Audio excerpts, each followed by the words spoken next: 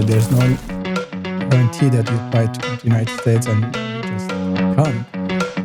You may get rejected. You never know.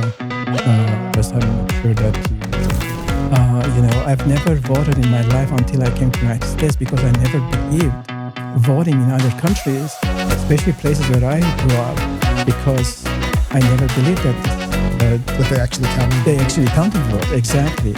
For me, it's just like a degree. It's as a citizen of the United States. I feel like it's part of my duty to do.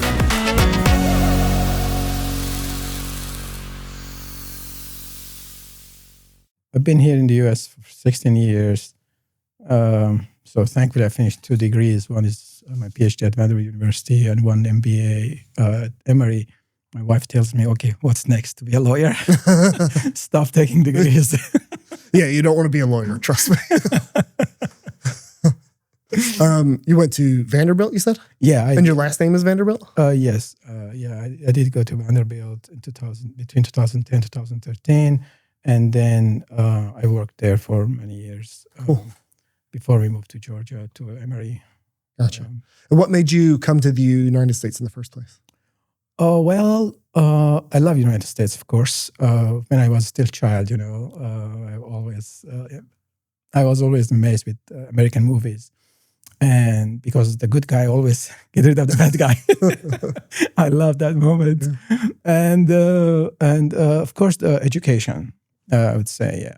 I was practicing medicine. I was practicing cardiology overseas. But however, I felt like there's something still missing in me. The curiosity of how all the amazing information is in the book, in the textbook, available. I mean, how people generate new knowledge. I want to do that too.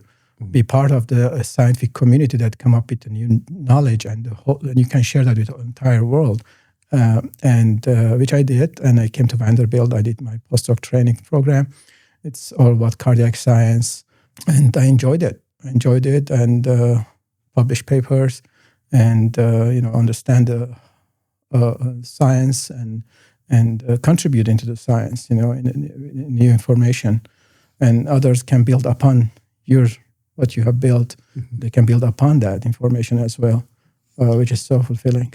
Gotcha. So you were practicing medicine in Armenia? I was practicing medicine. When you came to the U.S.? Yeah, exactly. You did more of like an academic type of role at Vanderbilt? At Vanderbilt, actually, I was a trainee when I came in. I was a postdoc trainee, clinical research. It was a clinical research program. Gotcha. I was part of that as a fellow, clinical research fellow. It was 3 years I spent on the training program, and after that, I had the opportunity to work with them in academic settings, doing different cardiac clinical trials, and working with different professors, different departments, coming up with new ideas and research studies and clinical trials, and publish those in good, reputable journals. And what do you do currently for your company that you work for? So right now I'm working for a medical technology company that's located in California, actually. But I mainly work from home. It's clinical safety. It's just make sure that you manage safety of the valves when they put the valves, cardiac valves, in patients.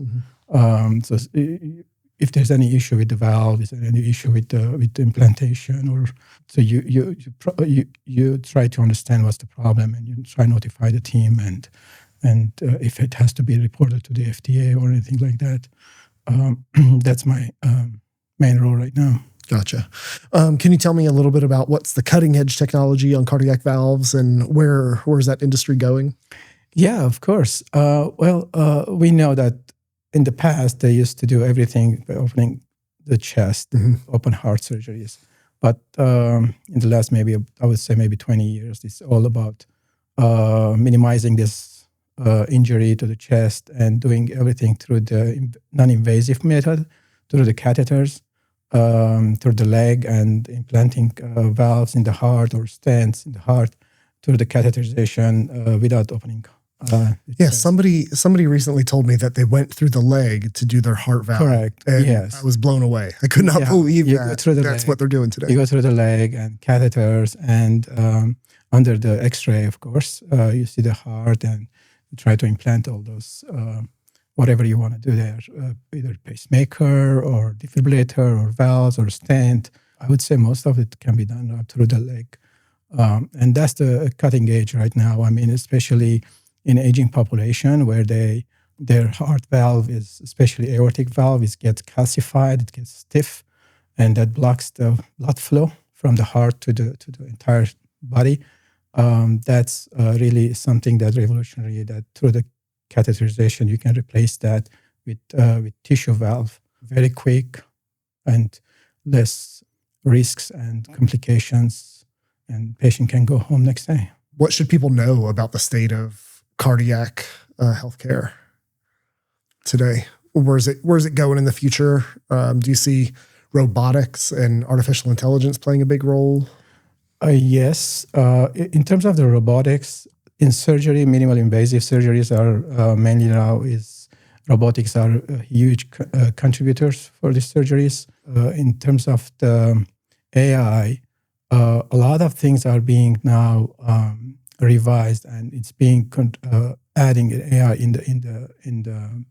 in different analyzing these images, for example, cardiac images. Imaging department now is really getting benefit of the AI more than any other department in healthcare. I think the AI, even the monitors, machines, the different things are being modified right now, on the way to be modified and to incorporate AI in them, because that's makes it much easier and more efficient and more valuable to the patient. And you told me you came from Armenia. In what year?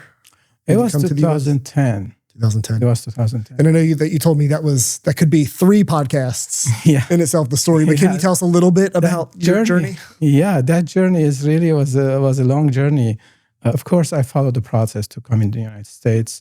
I was a practicing physician overseas, and I have to take all my U.S. medical board exams prior to apply to anywhere in the U.S., actually, which I did. Took me a while. I had to study 3-4 years and compete with other medical students from US, and me being in overseas at the same time.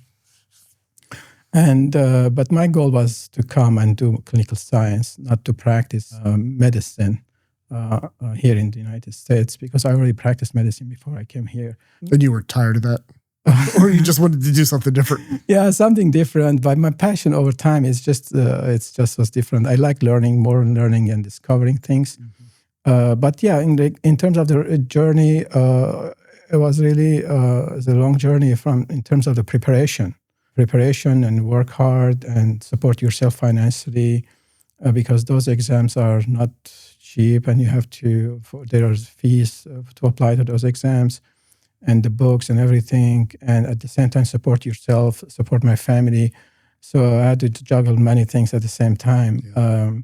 And make sure that you stay eligible to apply. There's no guarantee that you apply to come to the United States and you just come. You may get rejected. You never know. You just have to make sure that you keep the eligibility requirements while you're preparing to pursue further education in the United States. Gotcha. And so part of your reason to come to the United States was the education. Correct. But also you said that you were kind of enamored with the U.S. from watching movies growing up and things like that. Yeah. Tell me about how your experience was in comparison to what you had in your mind about what the United States was. In my imagination, U.S. was a place where you can be who you are. You can be free in a way that express your thoughts. Or if you have a potentials you can achieve if you put the work and if you act right. Always was that in my mind. And growing up, all these kind of movies I used to watch, because the places that I've been in different countries, I've seen a lot of issues in terms of how the law is being enforced or not, whether there is any law or not. So I've seen a lot of times, things that could happen and people might not get consequences, of their actions, and just go away with that. And the US was, for me, was the right place, especially watching those Western movies, how the good guy comes and always find the bad guy. And at that moment, always was for me, it's amazing. It's a celebration for me. This is the place where I want to be. This is the people, I want to be among these people all the time. Well, the rule of law is, well, everybody should follow the law. Nobody above the law. That was imprinted in me before even I came here. It was my childhood even time that was in my mind. So yeah, when I came to the United States, I felt relief immediately. As soon as I got into the New York JFK airport, really, I felt there's something that went away from my shoulders. I was so relieved to be here. I felt like I'm back home. It wasn't for me a strange country. This is my home, but I was away from my home because my mind and my soul was connected with the US the entire time. So I just physically wasn't present here. When I'm back here, when I came here, I thought I'm back. Yeah. I'm back home. That's how I love this country. My wife is from US, from the South, and she tells me, I am not that much patriotic than you are. So yeah, I love this country so much. I love the people. I love the country. We are not perfect country, but we all are working to be perfect. We are working together to make it better country. Do you think a lot of what makes the United States what it is and how people are able to express their thoughts and do, sort of pursue their dreams, do you think that's because it was built on a strong legal foundation? I do believe that. I mean, the United States is a place, it's sky is the limit. And freedom of speech, it's there. If you want to exercise it, and if you know how to exercise it, with respect, with dignity, with open dialogue, that's there. That's somewhere, some other countries you don't have even that one. Mm-hmm. I've never voted in my life until I came to the United States because I never believed voting in other countries, especially places where I grew up, because I never believed that this that they actually counted. They actually counted the vote, exactly. And so I never experienced that. But here in the United States, when I first voted, after I became a US citizen, this was a joy for me. My mother-in-law was with me at that day. My wife was there outside, and I was just celebrating that it's a great accomplishment for me. I felt like I am a human. I have a voice. My voice is counted. So it gives you a feeling like if you do your part, if you do your homework, as a citizen, which our founding fathers put that foundation for us. And people that came before us, they really fought for us to have that right. And we have to keep that right. We have to preserve that right. Because if we don't, we may lose it. And seriously, this is, it depends on everybody. We all have to work towards that to protect our rights of freedom of speech, expression, and dialogue and understanding. It's very important because we should not take it for granted. Yeah. We should never take it for granted. I think a lot of us do. And especially a lot of people that may not have traveled much outside of the United States. Could you tell us a little bit about what your experiences were in other countries that may not have as strong of a legal system or culture that sort of polices itself as far as, right and wrong? Well, in other countries, when I say I mainly either Eastern world, I would talk about it more because I spend most of my time in Eastern world, though I studied in the West as well, in France. But I dealt with legal system more in the Eastern world that it's really frustrated. It's to accomplish one task, it takes you weeks. And there is no legal system that you can believe, you can trust that if you follow these laws, my rights are protected. There's always ways you should always think, if you could think that way, that fits in the system, that how do you get your way in doing shortcuts here and there. It wasn't really me. I couldn't. My father even said that you can't live in this country. You can't live in this area. Even people when I used to take a cab, a taxi, and they would say, "Where are you from?" I say, "Well, I'm living here." No, you're not from here. You don't think like us. Yes, because that's because I don't want to do what you guys are doing the same in the legal system, but that there's no trust in the legal system at all. It's sad, but that's the reality. Can you give me an example of like what sort of things that other people would do that you just were not willing to do or didn't want to partake in? Well, without getting anyone else in trouble? No, but I'm sure people can search and find this information online, but those countries that we call it developing countries, the laws are on the paper, I would say. It's not really enforced. Even if you violate a traffic light, but it can be okay if the police stopped you. Maybe, you can negotiate with the policeman, a few dollars. Exactly. Yeah, you got it. Gotcha. And that applies to everywhere, everything, in every occasion. Yeah. Yeah. Well, sometimes when I get pulled over here, I wish I could just slip the officer a 20 and be on my way. Yeah. I don't do it, but I wish. Yeah. I was once I was pulled over, and I turned off my car. I put the lights and rolled down the window and put my hands on the steering wheel. And the officer came and said, "Sir, I want to say thank you so much for your compliance. Without asking you what to do, you already did everything for me. I'm so thankful for you." I said, "Yeah, of course. This is my job and you're doing your job. Yeah. I love it and I appreciate it." So, if we all do the same way, we don't resist the law and let the police do their job, let me as a citizen do my job, be a perfect place. We will not have issues with the law enforcement even. Yeah, I agree. When you came to the United States, you've lived in a few different places, right? So you've lived in Tennessee, you live in Georgia now. Right. I think you may have spent some time in California. Is that correct also? No, it was a few months actually. Just a few months? Yeah, a few months. Most recent, maybe 2 months ago. 2 years ago, I'm sorry. 2 years ago. America is such a vast country geographically. Right. And, culturally, I think we might be a little bit different. What is your experience between the different areas you've lived? Are we, as different as you would make it out to be on social media or television? Or is there more of an American culture and spirit that we all kind of share? What are your thoughts on that?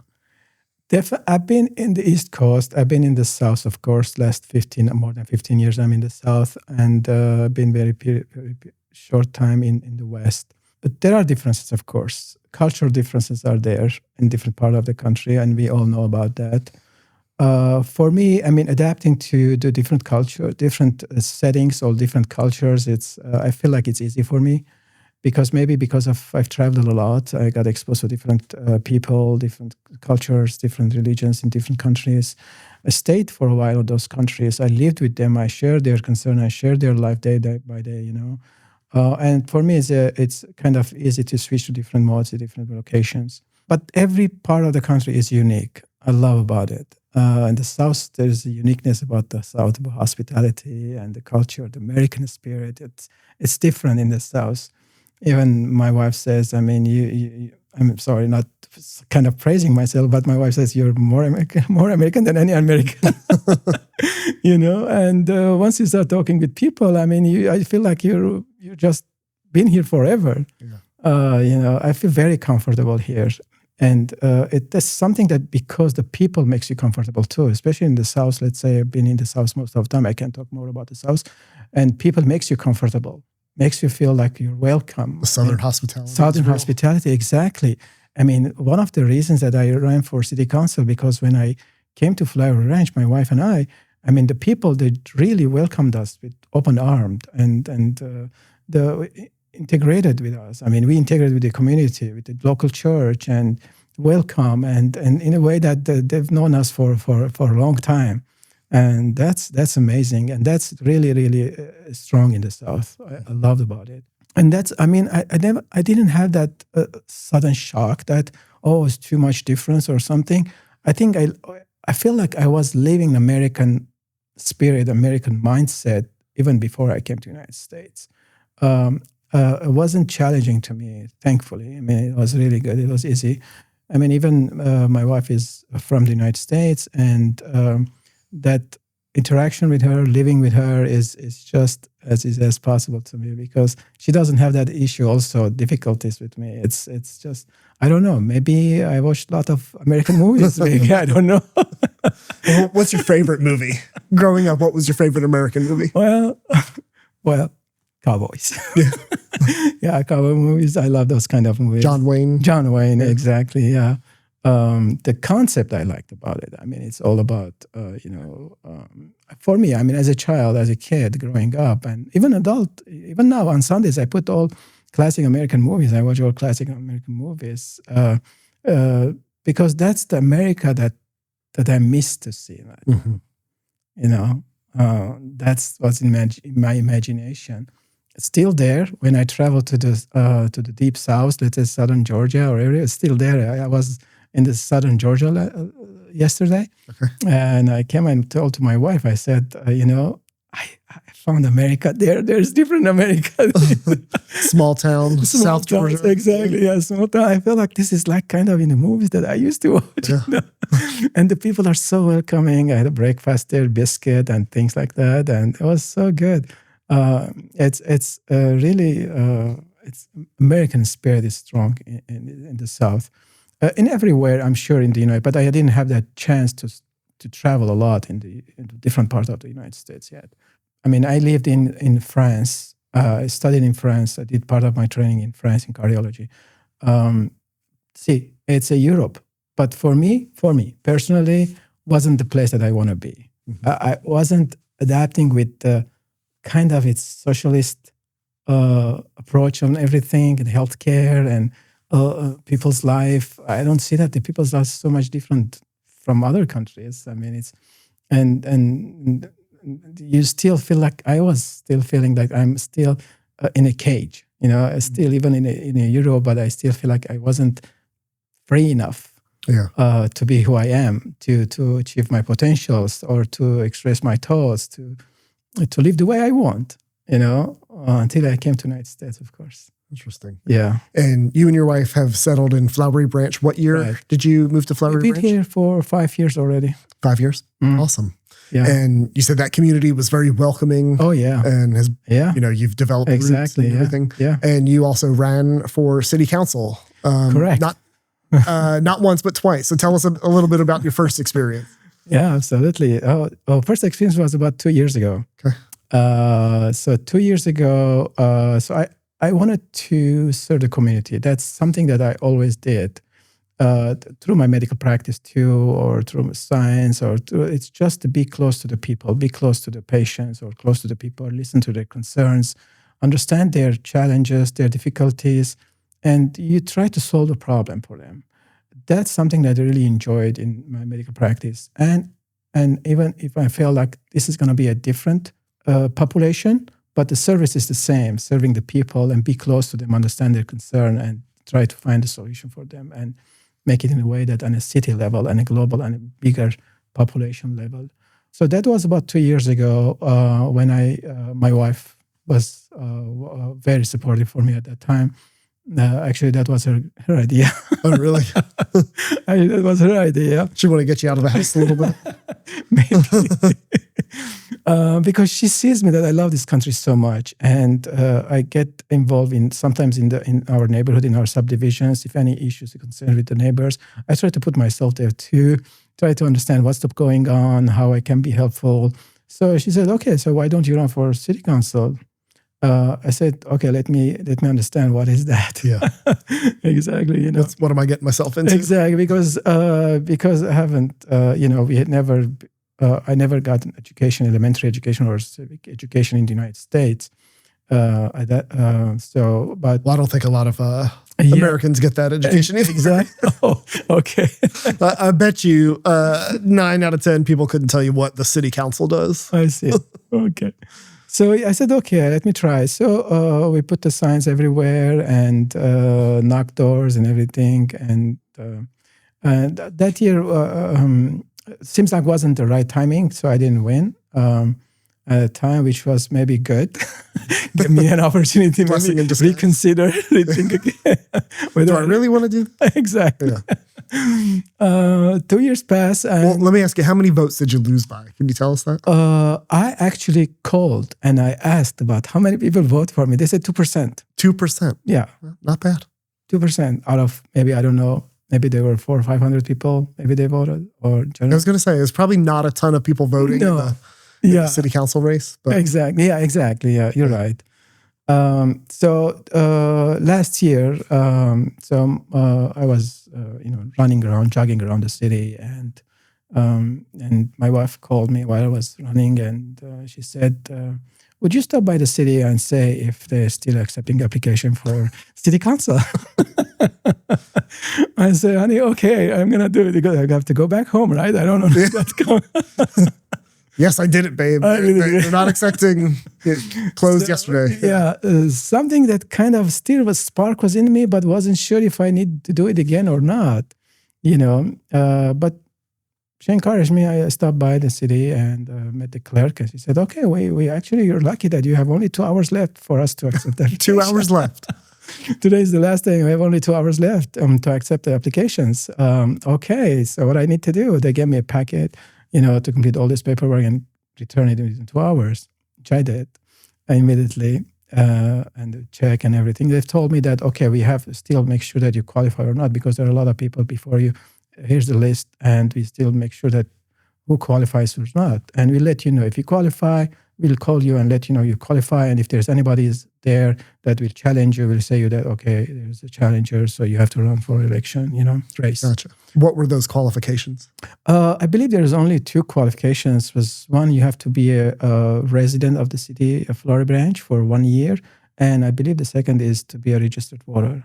Okay. You have to be a registered voter, live in the city for 1 year. Yeah. Those are pretty stringent qualifications. So yeah, you met those. I met those. Okay.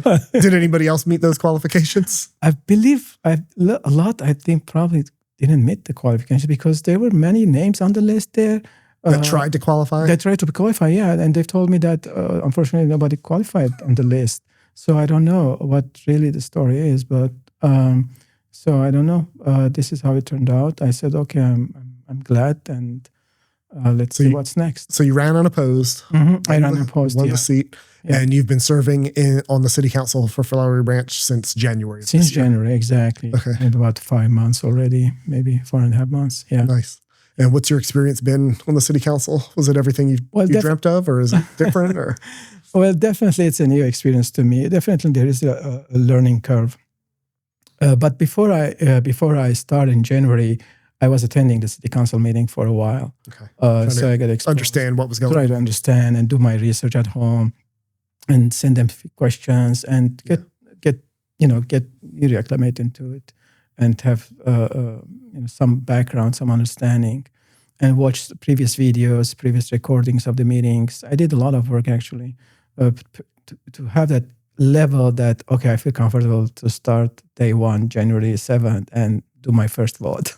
I feel like I'm comfortable already. I could do it. So yeah, I ran unopposed, and so far it's truly it's fulfilling to me. For me, it's just like a duty. It's as a citizen of the United States. I feel like it's part of my duty to do it. I have the opportunity to do it. I will try and do it. I mean, this is how I see myself. I mean, it's as a U.S. citizen, I love this country, and I want to serve this way. And I feel like it's really, really fulfilling to me. I love it. The time that I spend on reviewing the documents or read or meet the staff between the meetings and ask my questions, it's really good to me. I do love more the country by doing this. And so it's a great opportunity. If anybody has interest and would love to do that, and they can try and see. It's part of who we are, part of America. Our founding fathers, they trusted us with everything that they left, and we just have to pass it on. We have to keep doing it. I agree. What sort of things does the city council do, and what are you responsible for that people may not know about? So if people don't really get involved with local politics. Can you tell us a little bit about what the city council, especially for Flowery Branch, what your day-to-day is? Let me tell you, when I got into this role, I thought it's a public service, It's a nonpartisan public service. But later on, I started to learn that there's some politics could be involved as well in this local level. Day-to-day activity is it's all about our role as a city councilman is to oversight on what's the activities going on in the city level, from let's say from rezoning, from budgeting, from funding the police department, from building new neighborhoods, or building communities, different neighborhoods, different locations.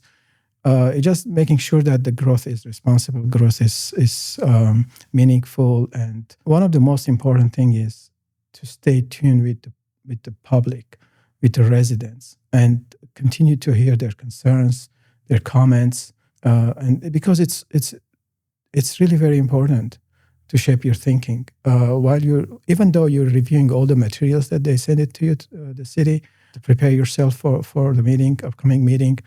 Again, even you have all the information that you have, but without public contribution, without public hearing, comments, you can't make that decision, because that decision eventually is going to impact people that live there, right? Right.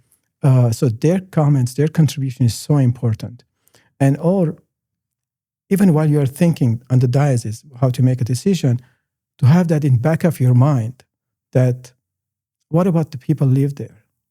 What do I think that they might be thinking about this? Even there are not much attendance maybe that night, but you still have the responsibility to think about them and making sure that this is what they want. Now, the Flowery Branch is 13,000 people.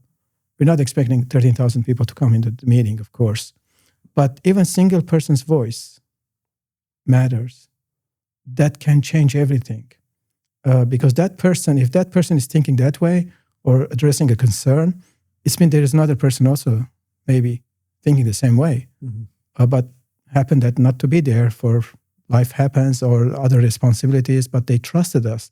They trusted us that even if I'm not there, you still can make the right decision for us. So that's having that mindset is so important, because it's so easy sometimes, probably, I would say, to forget that, or to maybe not to have that part in your decision-making process. Right. You just go through it and quickly maybe, okay, this is how it should be, but just step back a little bit. Just take another meeting until the decision will come, another vote. Let it postpone, or let me take more time to review, making sure that we really we follow the process. The public knows about this coming up. Did we put the advertisement or announcement early enough, or within the time period that they requirement is? They have a chance to review or address their questions, send an email, so they show up there. Those are really, and the city does a really great job. Our staff is really excellent. They are really wonderful. They really follow the process very well. And we just have to make sure that we continue doing that, and let the public make sure that their voice is heard. We carry their voice. We carry their voice in us when we go to diocese and we sit there and we start discussing. Their voice is with us. It's not me and myself, or with the developer or anybody else. They're there. Even in your mind, they're there. And that's something. I think it's the greatest part, because because if you don't think that way, they may lose the trust in you. They may lose the trust on the institution, and that's something very, very serious. And to rebuild the trust is going to take longer time.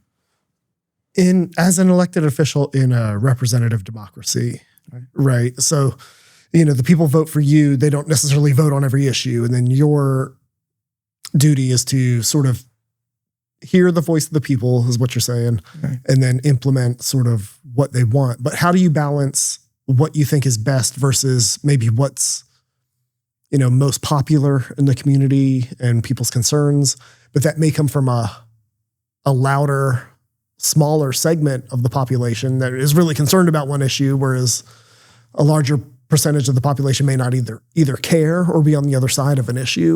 I guess my question is, how do you balance what's popular versus, what you think might be best for the community at large? That's a great question. That question always carries. I mean, when you go to the meeting, I personally carry that question with me all the time, because it's not easy. It's because they're competing interests. The community wants this, or a few people is there. They want this way. The outcome needs to be this way. Yeah, and you can't make everyone happy. You can't make everyone happy, but you have the responsibility at least to listen and to take that into consideration. And because as a councilman, you are weighing many factors in your decision making that the public maybe doesn't know about those factors that you are weighing in your decision making process. Right. Maybe you have a due date. Maybe you have a budget issue. Maybe you have many other things that maybe you have to weigh in your decision making process. But that's so important. At least take that into consideration. If you can make an adjustment, if you could make something that really gives them opportunity as well to see that you're trying your best as much as possible.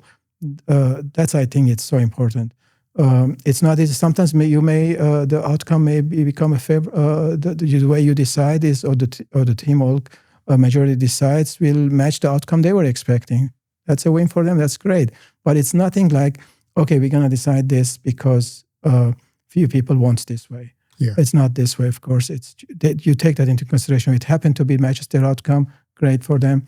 But there will be days, there will be times, of course, might not be the same, meet the expectations of people are present there. And I believe that the people, they understand. If you explain them, they're willing to understand. At least don't keep them in dark. Just have an open communication. Just make sure that you listen to them. You're transparent. You follow the process. They will understand. I mean, they know your limitations. They know you how much you could make possible, how much not. They understand. I mean, a few days ago, I had the opportunity to meet with a few constituents in the public library at Spot Spring, Flowery Branch, just to listen to them, just to listen to them to concerns. Maybe because sometimes they don't have that much time. They only allow 2 minutes to come and talk in the meeting. Yeah. But we spend maybe about an hour just to listen to them, to make sure that somebody heard them and made a note of their concern. Now, when the time comes, you may consider those. You think that there are people thinking this way. How much is so important to how this can weigh in this decision-making process. It's so important to stay in touch with your constituents, your community, because they are your neighbors. They are my neighbors. They're not strangers. I'm not deciding for a different city that I'm not living in. Those are my neighbors. I mean, we live in the same neighborhood. We go to the same groceries. Everywhere is the same church. We share the same issues. So making sure that you spend time with them, you listen to them, it's very important. Yeah. Do you think, everybody gets fired up about national politics and who's running for president, senator, or down to Congress, but a lot of people miss out and don't even show up to vote for local level elections a lot of times if it's not at the same time as the national races. But I think a lot of times what happens at the local level affects people more than what happens at the national level.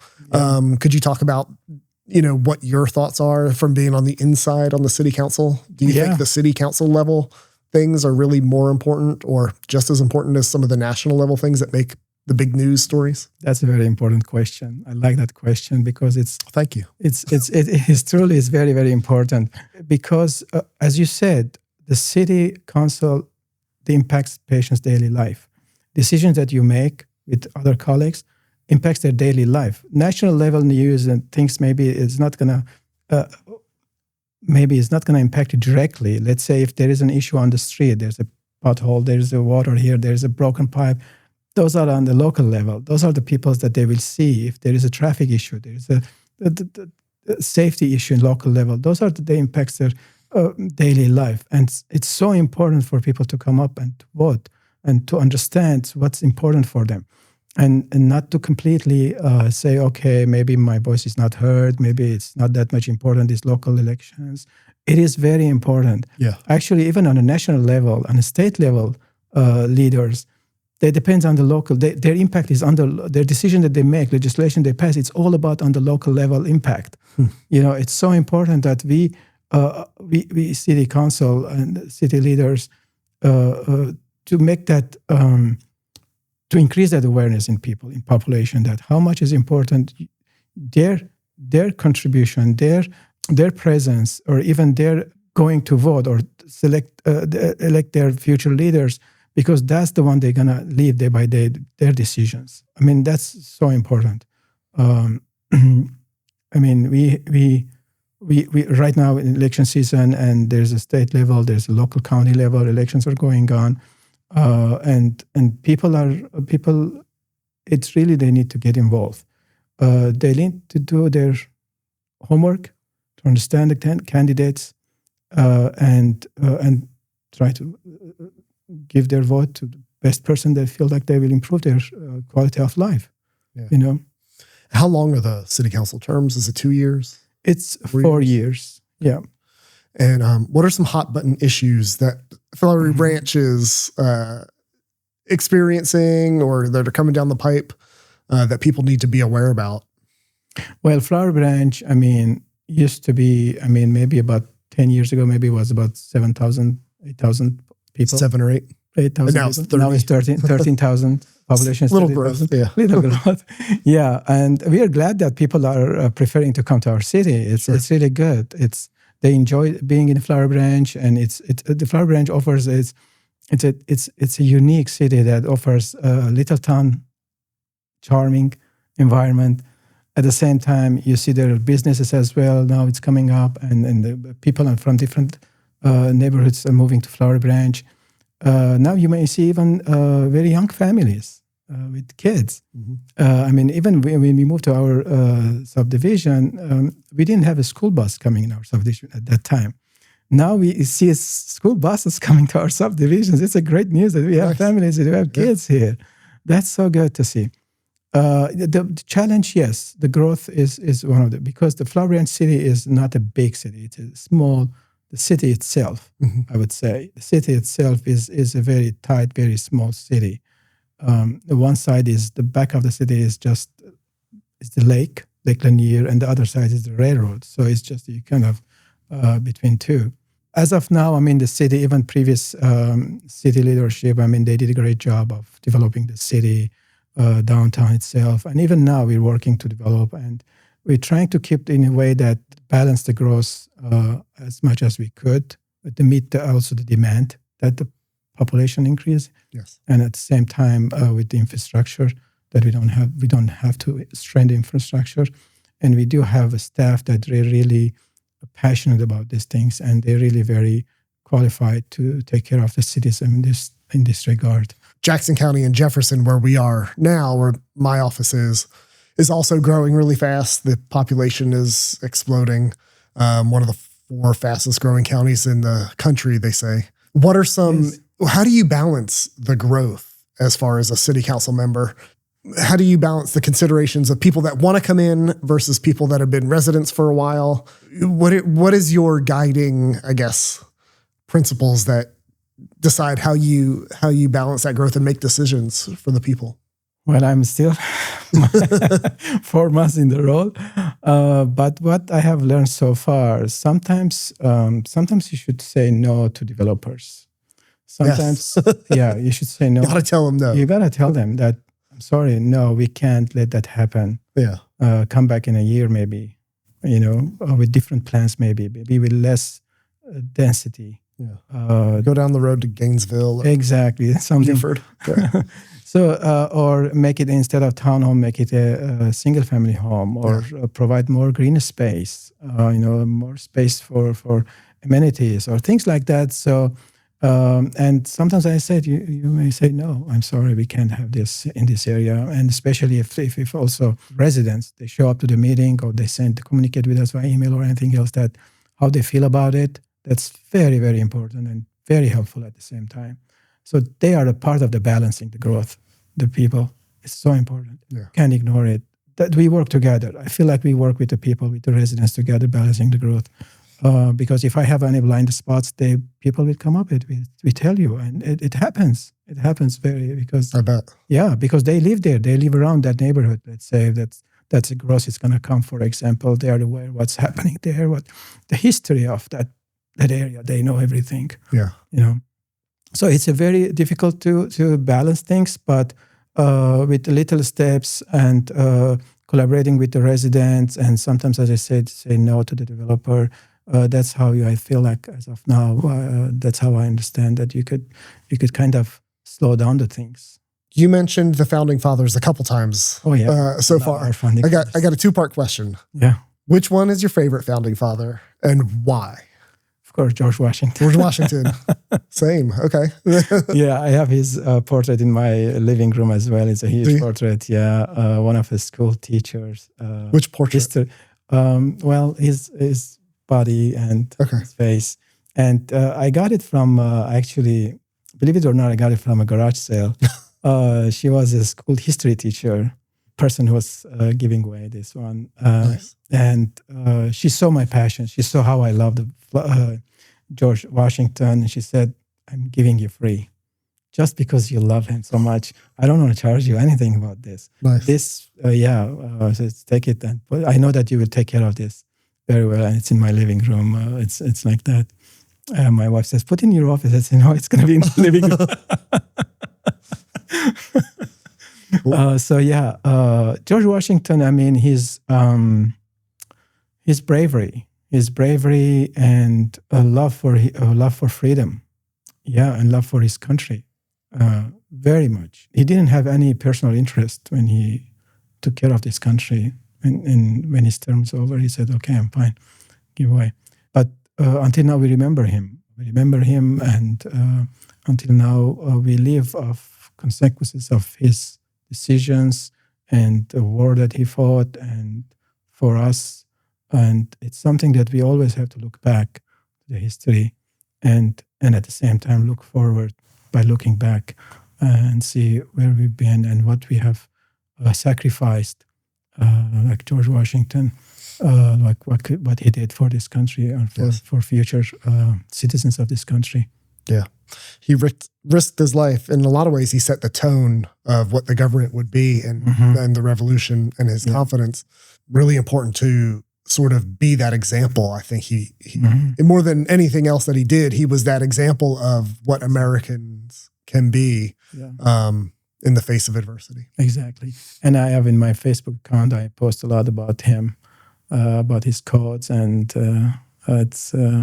I have a small book about all his quotes as well, what he said in the past. Those are important. Nice. I love it so much. I dig deeper a little bit. Yeah. Awesome. Anything else you want to tell people that may be listening, that maybe your constituents need to know about you, or anything else that you want to talk about? Well, I want to tell this to my constituents. I carry your voice with me to any meeting that I go, city meeting. I appreciate your comments. I value your presence and your contribution. And it's so important. You all are very important part in what we do. It's not individual work. It's not a few people's work. It's entire community work. We all work together. And you all are very helpful to us if you share your concerns, if you share your thoughts, your perspective. I'm sure my colleagues are the same way. We all are open to hear you. Please get engaged, more involved. Help us to make better community together. And since it's election season, please go vote. Yeah. Please, it's so important. Get involved, get educated, know who's running, and then show up and vote. I mean, so many of these local elections that are not concurrent with the national elections have such small turnout that I'm like, what are you guys doing? This affects us more than, of course, who the president is. Yeah. It's who our local leaders are. Yeah, and you never know. I mean, local leaders may become one day a national leader, and you can start maybe choosing your national leaders now on a local leader level. You never know. So doing that homework, I know everybody is busy. Everybody has their own responsibilities. But, try to give a few minutes this today and see who is this candidate and what they stand for, what are their values.